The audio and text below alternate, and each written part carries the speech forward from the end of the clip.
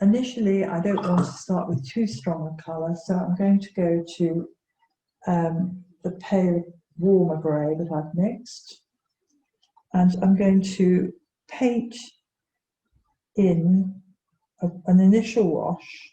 Now, if I haven't actually dampened the paper, and if I do, it will give me less control over of where the paint goes. But there is an area here that's very light, and I don't want any colour up there, so I'm going to leave that and work on the other side. Again, I'm just going to put a little bit of colour up there. This is a darker grey here. The edge of this bit of the potato masher is also quite a sort of mid-grey. There's not much highlight actually on that bit. The only bit that really is getting highlight is this piece down here.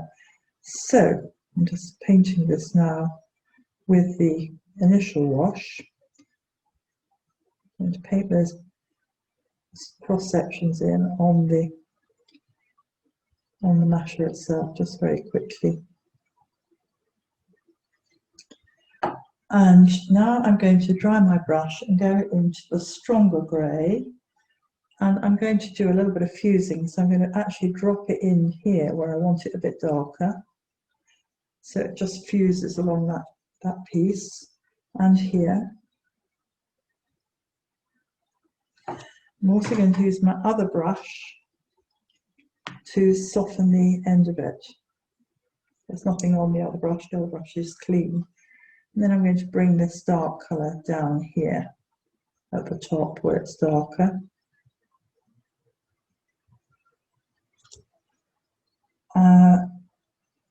And I'm also going to use a bit of dark along this part of the head.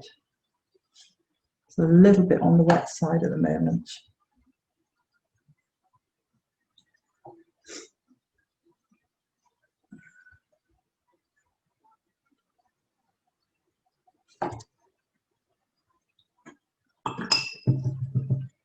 Now this is there's a huge pool of water here, so I'm going to dry my brush and just present the tip of it to it so it draws up all that surplus paint.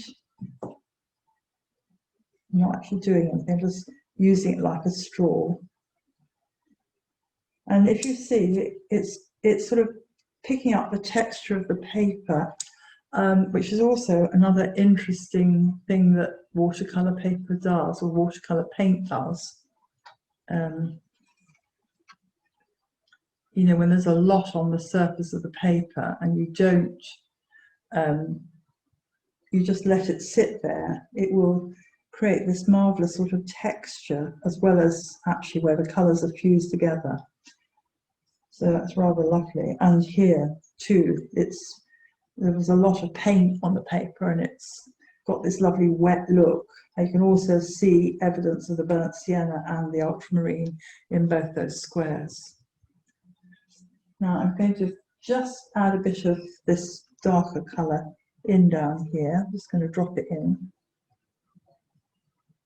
to increase the darkness on areas of the masher where it is darker before it completely dries.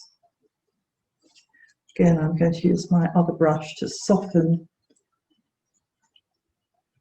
the ends.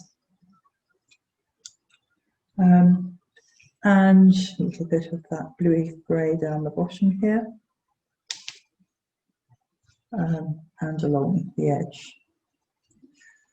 So this is sort of using wet into wet on the actual object itself to create interest in, you know, in the detail of the actual shape and form of it.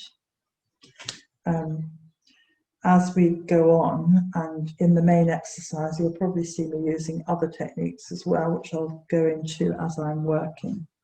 But I think this is probably enough of an introduction for everybody. Do practice these things before you embark on your main painting.